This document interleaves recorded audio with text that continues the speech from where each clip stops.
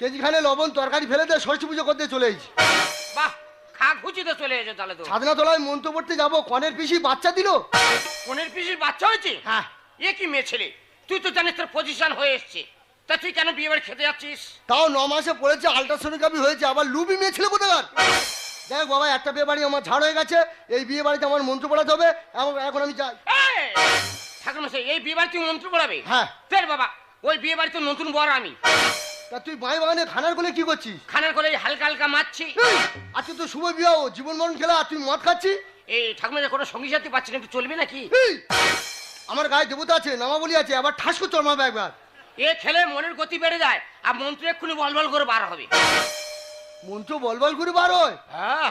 তুই বলছিস? হ্যাঁ। তাহলে আমি মদ খাবো? হ্যাঁ। কিন্তু আমার গায়ে পৈতে আছে। ফের বাবা, ওইতে কানে জড়ি মেরে দেবে। তুই যখন বলছিস মন্ত্র বলবল করে বার হয়, তবে মাল ঢাল।